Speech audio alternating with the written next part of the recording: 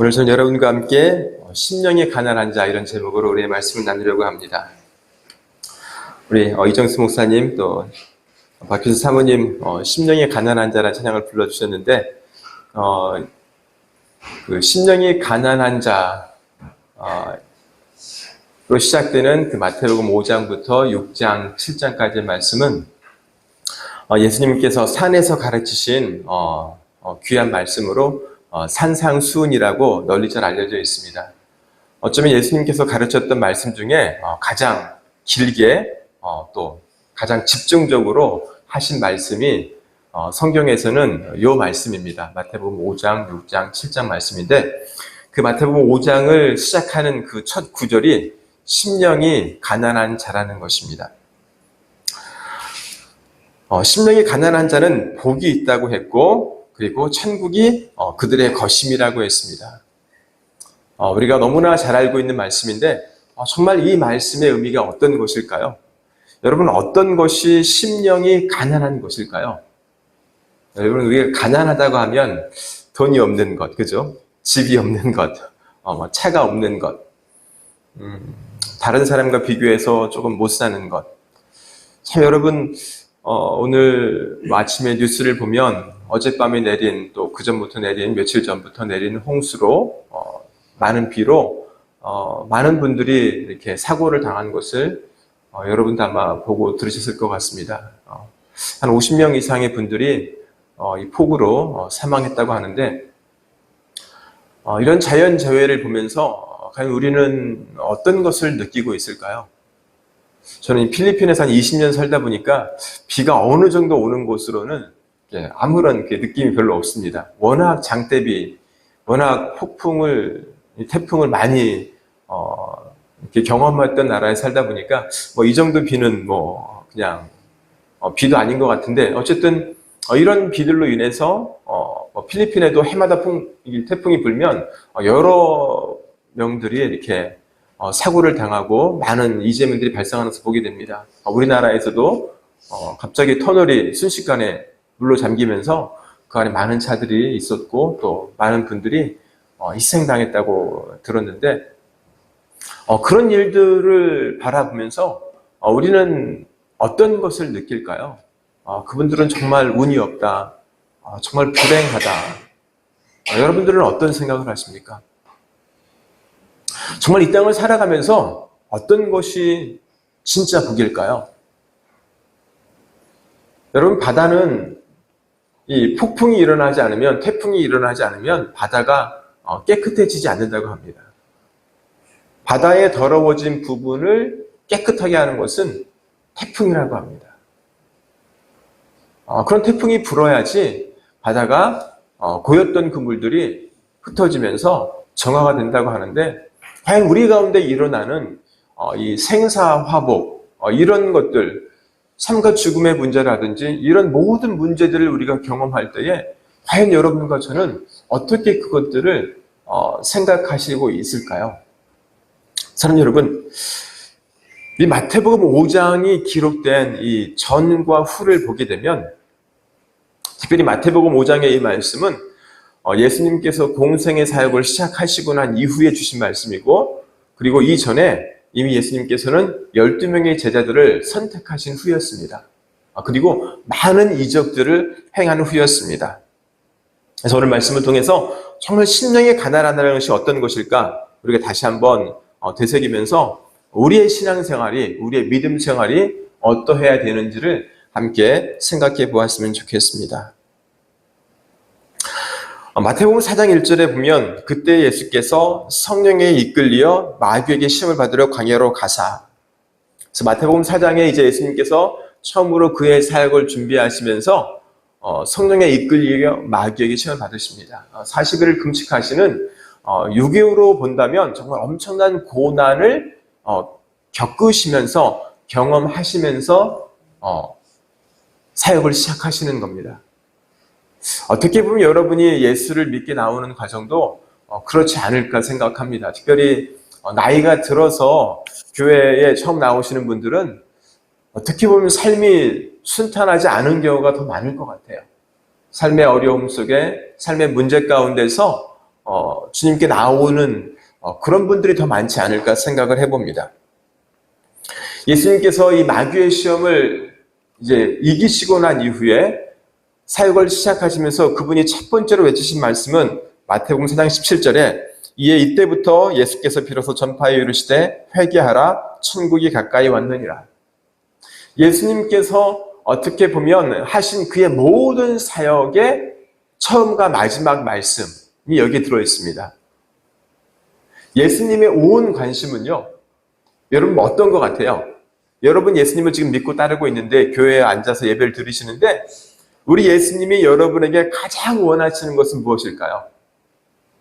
하나님께서 여러분에게 가장 원하시는 것은 무엇일까요?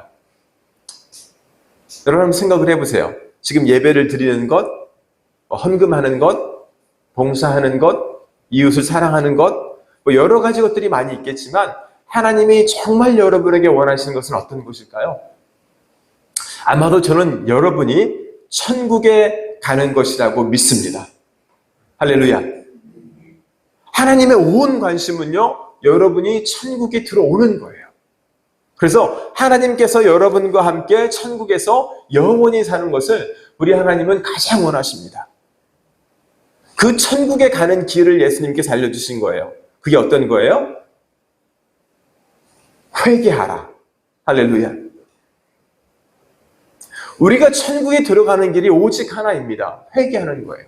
우리는 예수 믿으면 천국이란 말을 많이 하는데 여러분 예수를 믿는다는 것이 회개한다는 거예요.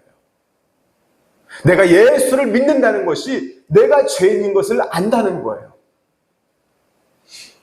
여러분 예수님이 없으면요 우리는 내가 죄인지 알지 못해요. 깨닫지를 못해요.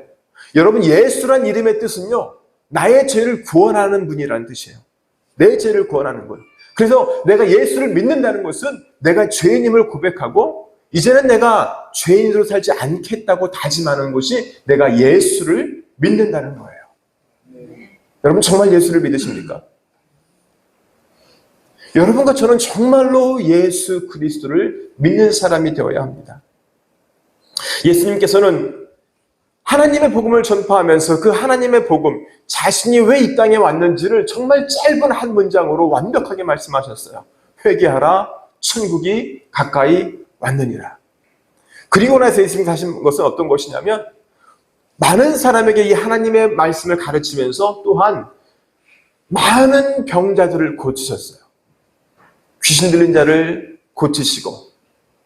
그래서 마태복음 4장 24절부터 25절 말씀에 보면 그의 소문이 온 수리아에 퍼진지라 사람들이 모든 앓는 자 곧 각종 병에 걸려서 고통당하는 자, 귀신 들린 자, 간질하는 자, 중풍병자들을 데려오니 그들을 고치시더라.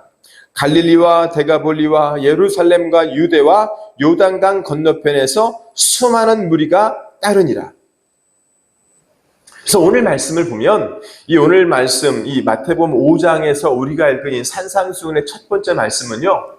예수님께서 그의 사역에 바로 처음에 말씀하신 말씀이 아니라 예수님께서 수많은 무리들을 고치고 수많은 무리들에게 하나님 말씀을 전한 이후에 예수님께서 이 산상수훈의 말씀을 하신 것을 우리가 분명히 알 수 있습니다. 예수님께서는 초창기에 그의 사역을 갈릴리를 중심으로 하셨습니다.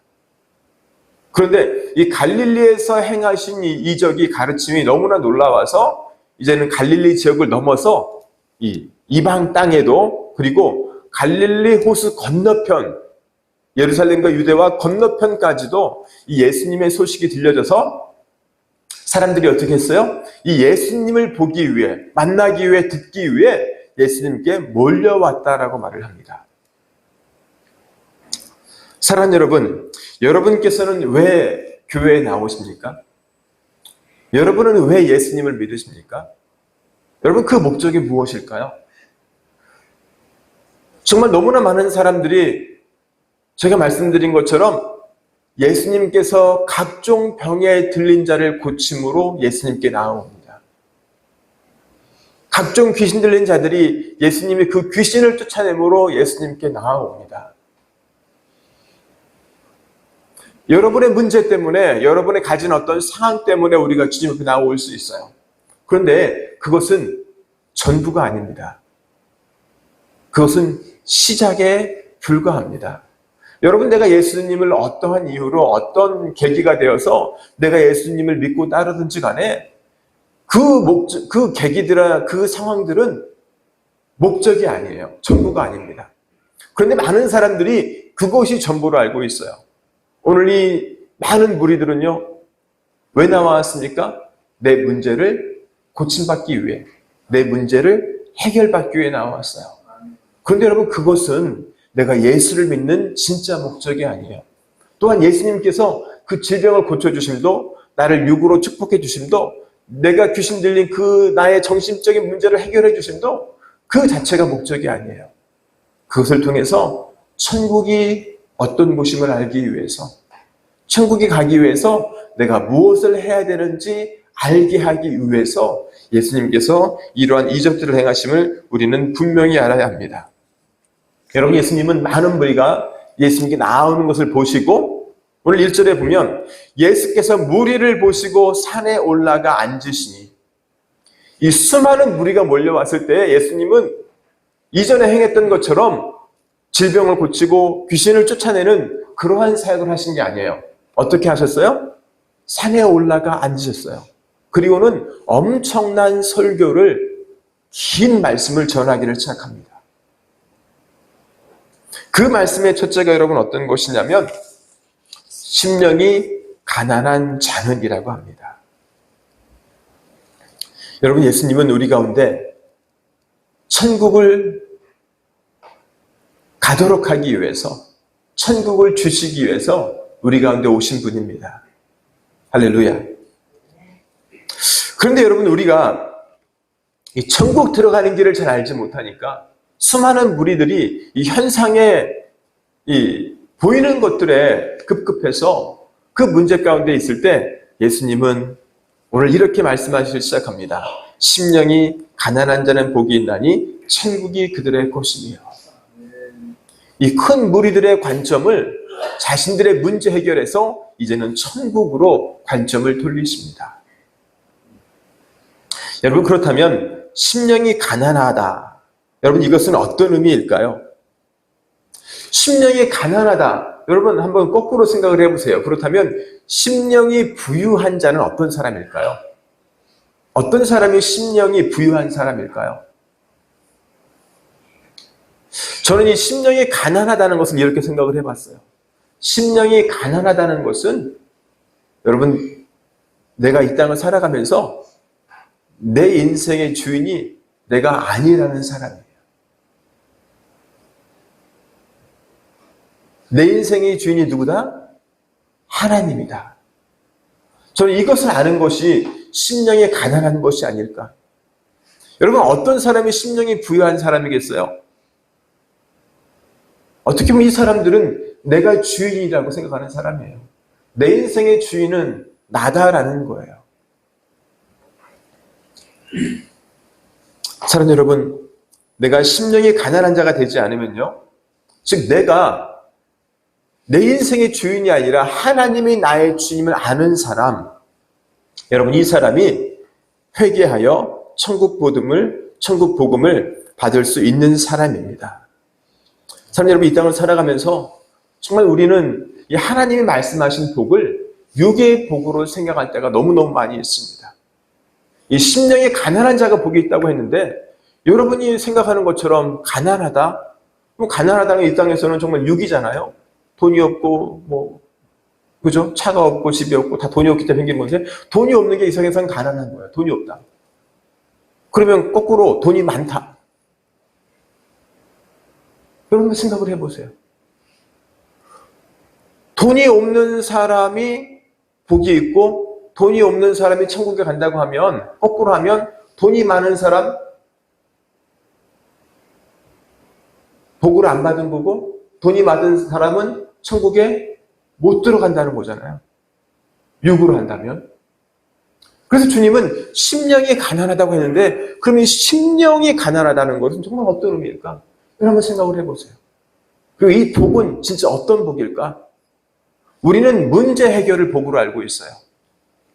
내 육신의 병이 고쳐지면 내가 좋은 집에 살면, 내가 좋은 차를 타면 우리는 복으로 알고 있어요. 여러분 과연 그럴까요?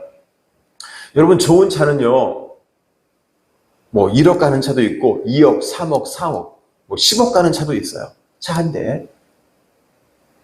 저는 굉장히 저렴한 차를 타고 있어요. 근데 제 차도 300만 원밖에 안 되지만 엄청 잘 달려요. 튼튼하고 SUV니까. 잘 달립니다. 잘 서고.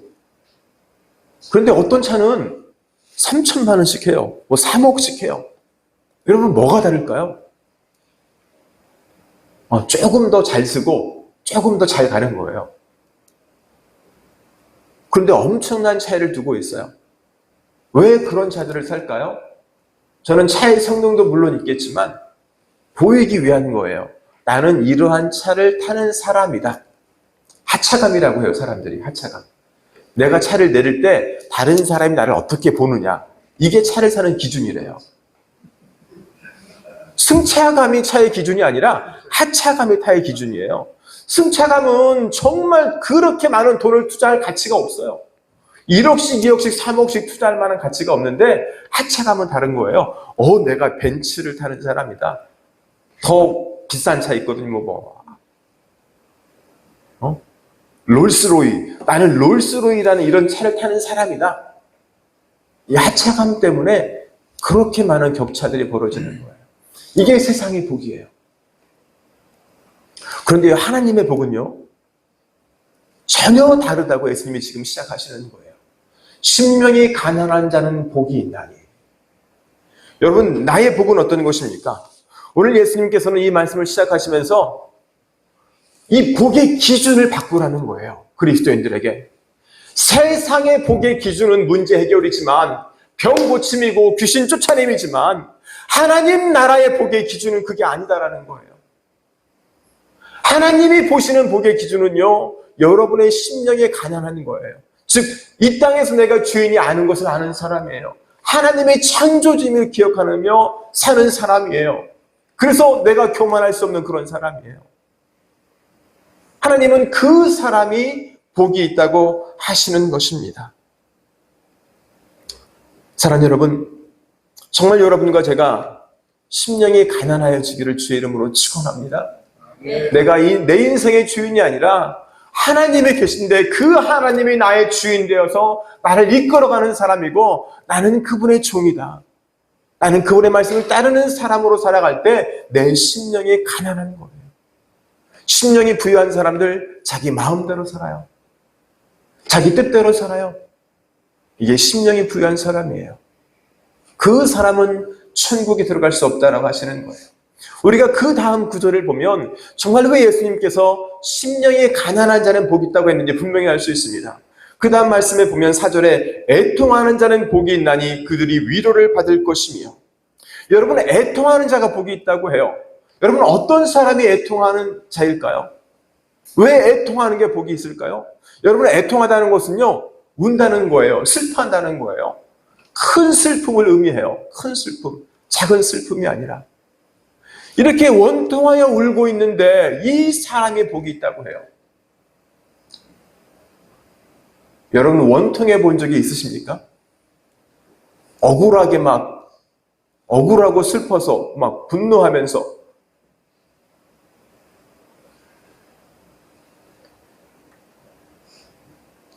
여러분, 어떠한 애통일까요?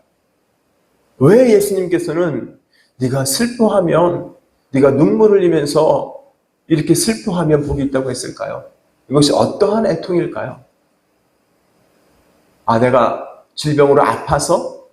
내가 사기를 당해서? 제가 어떤 사람에게 들었는데, 어떤 사람이 중고차 수출을 하는데 아주 버스만 파는데 너무너무 장사 잘한대요.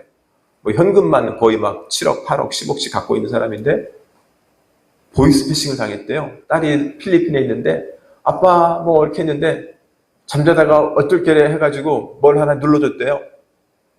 그래가지고 갖고 있던 현금 7억이 쭉 빠져나갔대요. 그래가지고 억울한 게 이 애통일까요? 네, 사기를 당했어. 진짜 이런 게 애통일까요? 여러분, 주님 말씀하는 애통은 그런 애통이 아니에요. 내가 억울하고 내가 사기당하고 내가 질병 때문에 문제 때문에 아파하는 그런 아픔이 아니라 이 애통하는 자는 복이 있다고 했다. 이 애통함은요, 내가 죄인인 것을 보니까, 내 죄를 보니까, 내 허물을 보니까 아픈 거예요. 여러분, 여러분의 허물 때문에 아파해 보셨습니까? 여러분의 죄 때문에 눈물 흘려 보셨습니까? 정말 예수님의 이름으로 예수님 앞에서 내 죄를 고백해 보셨습니까? 여러분, 베드로는 왜 위대하고 베드로가 왜 첫 번째 사도가 되었을까요? 왜 예수님은 12명의 제자 중에 베드로를 으뜸이라 했을까요? 성경에는 그 이유를 말하는 구절이 없어요. 그런데 성경에 그 이유를 생각하게 하는 한 구절이 있어요. 예수님께서 베드로의 배에 앉으시고 깊은 데로 가서 그물을 던져. 그리고 던졌더니 베드로는 밤이 새도록 고기 잡았는데 잡히지도 않아. 그래서 그 새벽에 그물을 씻어가지고 이제 오늘은 끝내자. 오늘은 마감이다. 집에 가서 쉬어야겠다. 이렇게 하는데 예수님께서 난데없이 깊은 데로 가서 그물을 던져. 어부의 경험으로 본다면 새벽에 깊은 데에는 물고기가 하나도 없는데 던지라니 던졌더니 뭐가 잡혔어요? 물고기가 그물 가득히 잡혀서 그물이 찢어지도록 고기가 잡혔는데 그 이후에 베드로가 했던 첫 번째 고백이 뭔지 아세요? 선생이여 나를 떠나소서 나는 죄인으로서이다. 베드로가 예수님을 만난 이후에 그가 한 첫 번째 고백이 뭐냐 하면 선생님, 주님, 저는 죄인이라서 예수님 옆에 있을 수도 없는 그런 죄인이에요. 내 죄에 대해서 애통해 본 적이 있는 사람, 내 죄에 대해서 슬퍼하며 눈물 흘리는 사람, 여러분, 이 사람에게 주님은 복이 있다고 하십니다. 그리고 그들이 위로를 받을 것이라고 하십니다. 여러분, 애통함의 시작은요, 내 죄를 보는 것입니다. 그리고 5절에 예수님은 온유한 자는 복이 있다고 했습니다. 그리고 그들이 땅을 기업으로 받을 것이라고 했습니다. 여러분, 온유한 자는 어떤 사람일까요? 성격이 온순하고 착한 사람일까요? 우리가 알고 있는 온유함은 그런 거죠. 착하고 양처럼 순종적이고 이런 것들. 그런데 여러분, 이 온유함을 이 온유의 그 그리스어를 이제 프레이스라고 하는데 이 말의 뜻을 살펴보면 이 온유란 말, 영어로 젠틀이라 하는데 이 온유하다, 젠틀하다는 이 말이에요. 그냥 우리가 알고 있는 그런 온유함만 있는 것이 아닙니다. 여러분, 온유한다는 게 가진 게 없어, 힘이 없어 하는 것은 온유가 아니잖아요. 근데 내가 가진 것이 있는 사람, 내가 힘이 있는데 온유한 사람은요, 어떤 사람이에요? 진짜로 심성이 강한 사람이에요. 그렇죠, 여러분? 내가 아무것도 없는데 온유한 것은 온유한 게 아니잖아요. 내가 있을 때 온유한 게 진짜 온유한 건데, 내가 가지고 배우고 힘이 있을 때 온유하다는 것은요, 그래서 이 그 의미를 살펴보니까 이것이 어떤 겸허 또는 믿음이란 의미가 섞여 있어요. 내 개인의 감정이나 내가 우선되는 것이 아니라 하나님에 대한 믿음, 하나님에 대한 겸손이 있는 사람을 온유하다고 한다는 거예요. 온유하다. 그래서 저는 이 온유라는 의미를 말씀을 그대로 받아들이는 사람, 하나님의 말씀에 아멘하고 순종하는 사람, 아멘하고 받는 사람, 여러분, 이 사람이 온유한 거예요. 하나님이 성경에서 말씀하시면 그 말씀에 예하고 따르는 사람, 이게 온유 아니겠어요? 우리는 이 온유함을 다른 것에 비교할 것이 아니라 하나님과 나의 관계 속에 찾아야 합니다. 하나님 말씀하시면 내가 아멘하는 거죠. 내 경험이, 내 지식이 모든 것이 달라도 하나님 말씀하시면. 그래서 여러분, 진짜 그리스도인은 한국에 있는 그리스도인이나 일본에 있는 그리스도인이나 저 필리핀이나 미국이나 러시아나 어디에 있는 그리스도인이라도 진짜 하나님의 사람이면 똑같은 마음을 가지고 있다는 거예요. 그리스도의 마음을 다 가지고 있다는 거예요. 내 경험들을 다 버리고 하나님이 원하시는 그런 사람으로 이 땅을 살아가는 줄로 믿습니다. 그리고 6절에 의에 줄이고 목마른 자는 복이 있다고 합니다. 그들이 배부를 것이며. 여러분, 의에 줄이고 목마르다는 것이 어떤 의미일까요? 여러분 굶주려 보셨습니까? 저는 일요일 아침이면 금식을 합니다. 자동 금식이에요. 왜요? 네, 사랑하는 사모님이 아침밥을 안 해주기 때문에 자연스럽게 금식을 합니다. 그러면 다른 날과 비교해서 조금 배가 고플까요? 안 고플까요? 고프죠. 육으로는 조금 고파요. 여러분, 배가 고프다는 거 한 끼는 뭐 웃으면서 지나갑니다. 아무것도 아니죠. 그런데 두 끼, 세 끼, 하루 이상 굶어보세요. 이제 진짜 굶주림이 뭔지 알게 됩니다. 그래서 여러분과 제가 한 3일 정도 금식은 해보는 게 좋을 것 같아요. 저는 대학 생활할 때 CC 생활을 했는데 CC 생활할 때 늘 해마다 신년 금식 성해가지고 늘 금식을 시켰어요. 3일씩. 그래서 매년마다 3일씩 금식해 봤는데 여러분 이게 쉬운 게 아니에요. 3일도 절대 쉽지 않아요. 고통을 인내하면서 그런데 이 줄이고 목마른 자가 이 물을 원하고 어떤 음식을 원하는 그러한 갈망이 있는 사람은 복이 있다고 하는데 여러분 어떤 것에 줄이고 어떤 게 목마른 거예요? 의에 줄이고라고 그래요. 의에 줄이고. 여러분 의에 줄이다는 게 어떤 의미일까요? 하나님 말씀대로 살기 위해 애쓰는 사람 아닐까요? 하나님 말씀하시면 하나님이 말씀하시면 내 경험과 반대가 되어도 성경에 이런 말씀 많잖아요. 원수를 어떻게 해라? 원수를 어떻게 해라? 여러분 모르십니까? 원수를 사랑하라. 내가 사랑할 수 없는 게 누구예요? 왼수죠, 왼수. 근데 내가 사랑할 수 없는데 주님은 뭐라고 그래요? 사랑하라. 할렐루야. 아멘도 안 하셔요. 여러분, 주님이 말씀하시면 그 말씀에 순종해야 되는데 의에 줄이고 목마르다는 것은요. 주님이 그렇게 말씀하시면 그렇게 살기 위해 몸부림치는 사람. 나 사랑할 수 없어요, 주님. 제 원수예요, 원수. 그런데 그 원수를 사랑하기 위해 몸부림치는 사람. 저는 이 사람이 의에 줄이고 목마른 자라 생각을 해요. 하나님 내게 말씀하신 그 말씀들, 그 하나하나를 이루기 위해서 몸부림치는 사람. 여러분 그렇게 하고 계십니까? 여러분 이 사람이 주님 말씀하신 복이 있는 사람이에요. 그리고 7절에 긍휼히 여기는 자는 복이 있다고 합니다. 그리고 그들이 긍휼히 여김을 받을 것임이라고 합니다. 여러분 다른 사람을 긍휼히 여긴다는 것은 어떤 것일까요? 긍휼히 여긴다는 것은 그 사람의 형편과 처지를 잘 알고 이해해주고 배려해주는 사람이죠. 여러분은 긍휼을 베푸시고 있나요? 남편에게, 아내에게, 자녀에게, 부모에게. 여러분 어떤 사람이 긍휼을 베풀 수 있을까요? 여러분 어떻게 보면 다른 사람을 긍휼히 여기는 사람은요, 내가 긍휼히 여김을 받아야 됨을 아는 사람. 이 사람이 진짜 다른 사람을 긍휼히 여길 수 있어요.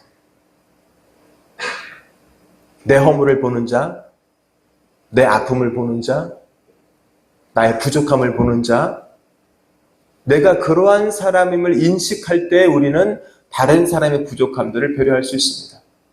나를 보지 못하면요, 다른 사람 절대 보지 못해요. 그건 위선이고 거짓입니다.